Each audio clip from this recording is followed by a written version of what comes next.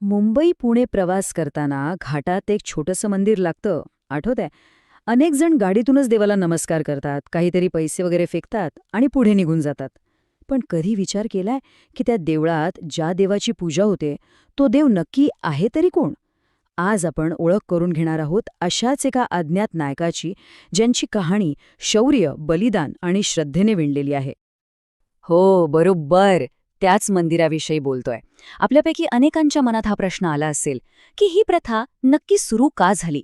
एका छोट्याशा नाण्यामागे एक खूप मोठा इतिहास दडलेला आहे, जो थेट भारताच्या स्वातंत्र्य संग्रामाशी जोडलेला आहे. चला तर मग या प्रश्नाचं उत्तर शोधूया. ही फक्त एका मंदिराची गोष्ट नाहीये. ही गोष्ट आहे एका वीराच्या बलिदानाची, ज्याने आपलं सर्वस्व पणाला लावलं, पण आपला स्वाभिमान कधीच सोडला नाही. ही कहाणी आहे शिंगरोबा धनगर यांची. चला जरा इतिहासात मागे जाऊया. साधारणपणे 1853 सालची ही गोष्ट आहे. भारतात इंग्रजांचं राज्य होतं आणि व्यापारासाठी मुंबई आणि पुणे ही दोन महत्त्वाची शहरं जोडणं त्यांच्यासाठी खूप खूप गरजेचं होतं. पण या दोन शहरांमध्ये अडथळा म्हणून उभा होता तो म्हणजे सह्याद्रीचा अभेद्य खंडाळा घाट. इंग्रजांनी त्यांचे सर्वोत्तम, सगळ्यात हुशार इंजिनियर्स कामाला लावले. अनेक सर्वेक्षणं केली, पण त्यांना काही केल्या या दऱ्याखोऱ्यांमधून रस्ताच काढता येईना. मोठमोठं तंत्रज्ञान आणि इंजिनियर्स अक्षरशः हात टेकून बसले होते.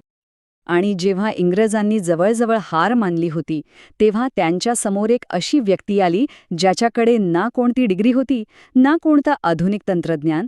त्याच्याकडे होता तो फक्त निसर्गाचा अनुभव आणि आपल्या मातीचं सखोल ज्ञान. या व्यक्तीचं नाव होतं शिंगरोबा धनगर, एक स्थानिक मेंढपाळ. त्यांची ओळख म्हणजे काय तर सह्याद्रीचा प्रत्येक कडा, प्रत्येक दरी आणि प्रत्येक वाट त्यांना तोंडपाठ होती. त्यांच्यासाठी हा घाट म्हणजे जणू काही घराचं अंगणच होतं. इंग्रज अधिकाऱ्यांनी शिंगरोबांना आपली अडचण सांगितली. त्यावर शिंगरोबा अगदी सहजपणे म्हणाले, "अरे वा, ह्यात एवढं काय अवघड आहे? चला, मी दाखवतो तुम्हाला रस्ता."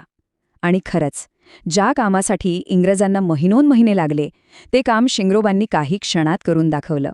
त्यांनी जो मार्ग दाखवला तोच आज जुना मुंबई-पुणे महामार्ग म्हणून आपण ओळखतो. शिंगरोबांच्या या कामगिरीवर इंग्रज अधिकारी प्रचंड खुश झाले.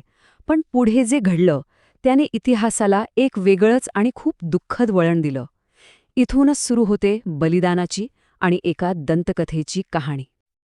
त्या इंग्रज अधिकाऱ्याने खुश होऊन शिंगरोबांना विचारलं, "तू मागशील ते बक्षीस आम्ही तुला देऊ. बोल, तुला काय हवंय?" त्याला वाटलं की शिंगरोबा जमीन जुमला मागतील किंवा भरपूर पैसे मागतील. पण शिंगरोबांनी जे मागितलं ते ऐकून तो इंग्रज अधिकारी स्तब्ध झाला. ते म्हणाले, "मला काहीही नको, फक्त एकच करा, माझ्या देशातून चालते व्हा." एका सामान्य मेंढापाळाचं हे स्वाभिमानी उत्तर इंग्रजांच्या जिवारी लागलं. या एका उत्तराने इंग्रजांचा अहंकार दुखावला गेला. आपल्या सत्तेला दिलेलं हे आव्हान त्यांना अजिबात सहन झालं नाही आणि त्याच ठिकाणी त्यांनी शिंगरोबा धनगर यांना गोळ्या घालून ठार केलं. एका वीराने देशासाठी आपलं बलिदान दिलं. शिंगरोबांचा मृत्यू झाला, पण त्यांची कहाणी तिथे संपली नाही. उलट तिथूनच त्यांच्या एका चिरंतन वारशाची सुरुवात झाली, जो आजही त्या घाटात जिवंत आहे असं मानलं जातं. अशी श्रद्धा आहे की शिंगरोबांचा आत्मा त्याच घाटात फिरू लागला. त्यानंतर त्या मार्गावरून जाणाऱ्या गाड्या अचानक बंद पडायला लागल्या, अपघात होऊ लागले. जेव्हा यामागचं कारण शोधलं गेलं, तेव्हा शिंगरोबांच्या आत्म्याच्या शांतीसाठी तिथे एक मंदिर उभारण्यात आलं.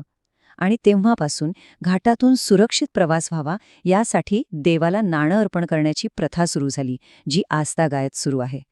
ही घटना तर 150 वर्षांपूर्वी घडली, पण आज आपण जे मंदिर पाहतो ते साधारणतः 70 वर्षांपूर्वी धनगर समाजाने बांधलं आहे.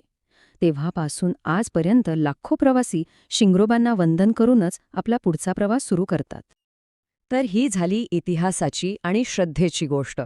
पण वर्तमानात शिंगरोबांच्या या बलिदानाचा योग्य सन्मान करण्याबद्दल एक महत्त्वाची चर्चा सुरू आहे.